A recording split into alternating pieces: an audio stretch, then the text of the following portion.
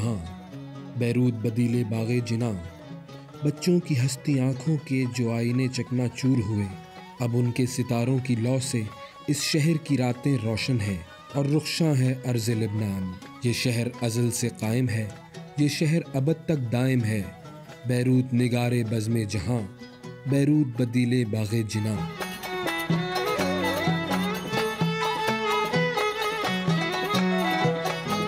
یہ ایک شہر کی قصیدہ خوانی نہیں بلکہ فیض احمد فیض کی نظم میں بیروت کی حیثیت کا شاعرانہ اظہار ہے۔ جون 1982 میں اسرائیل نے لبنان پر حملہ کر کے بیروت پر قبضہ کر لیا۔ انہی دنوں فیض احمد فیض بیروت میں مقیم تھے اور انہوں نے یہ نظم ایک نغمہ کربلائے بیروت کے لیے لکھی۔ بیروت اس زمانے میں دنیا بھر کے جلا وطن شعراء کے لیے جنت تھا۔ اس کی خوبصورتی اب بھی کم نہیں ہوئی۔ بحیرہ روم کے ساحل پر واقع مشرق کا پیرس کہلانے والا یہ شہر آدمی کو اپنے سحر میں جکڑ لیتا ہے۔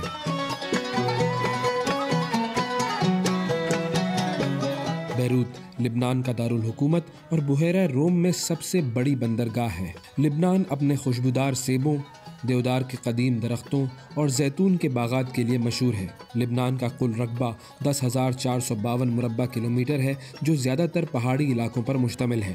اس کے مغرب میں بحیرہ روم، جنوب میں فلسطین، جبکہ مشرق اور شمال کی جانب اسے سیریا نے گھیر رکھا ہے۔ لبنان کی کل آبادی کا اندازہ لگانا مشکل ہے کیونکہ یہاں 1932 کے بعد سے کوئی مردم شماری نہیں کی گئی۔ ایک اندازے کے مطابق لبنان کی آبادی 68,25,445 ہے، جن میں سے 95% عرب، 4% آرمینین اور باقی دوسری نسل کے لوگ ہیں۔ سرکاری زبان عربی ہے، اس کے علاوہ انگلش اور فرانسیسی بھی بولی جاتی ہے۔ لبنان کی 55% آبادی مسلمان، 40% عیسائی اور 5% دروز ہے۔ لبنان میں طرز حکومت کو کنفیشنلزم کہا جاتا ہے۔ 1932 کی مردم شماری کی بنیاد پر یہ فیصلہ ہوا کہ لبنان میں مذہبی آبادی کے تناسب سے حکومت میں حصہ داری ہوگی۔ صدر مارونائٹ مسیحی، وزیر اعظم سنی مسلمان اور اسپیکر شیعہ مسلمان ہوگا۔ مشیل اون موجودہ صدر، حسان دیاب ملک کے وزیر اعظم، نباہ بیری لبنان کی پارلیمنٹ کے موجودہ اسپیکر ہیں۔ مشرق وسطیٰ کا یہ خطہ اپنے ہمسائے ممالک کی طرح قبل از تاریخ سے آباد رہا ہے۔ یہاں کئی انبیاء مبعوث ہوئے۔ لبنان دنیا کا وہ واحد ملک ہے جس کا نام تقریباً 4,000 سال سے تبدیل نہیں ہوا۔ 4,000 سال پہلے بھی اس سرزمین کا نام لبنان ہی تھا اور آج بھی یہی نام ہے۔ اس علاقے کو فارس والوں نے کئی مرتبہ فتح کیا۔ سکندر اعظم کی فوجوں نے بھی تاراج کیا۔ پہلی صدی عیسوی میں رومن افواج ان پر چڑھ دوڑیں۔ 7ویں صدی عیسوی میں مسلمانوں نے اس سرزمین پر اسلام کا پرچم بلند کیا، یہاں تک کہ پہلی جنگ عظیم میں سلطنت عثمانیہ کے زوال کے بعد فرانس نے اس پر قبضہ کر لیا جو 1943 تک قائم رہا۔ اپریل 1975 میں فلسطینی پناہ گزینوں کی ایک بس پر حملے کے بعد لبنان میں خانہ جنگی شروع ہو گئی جو کہ 15 سال تک جاری رہی۔ اس خانہ جنگی میں 2 لاکھ افراد موت کے گھاٹ اتر گئے۔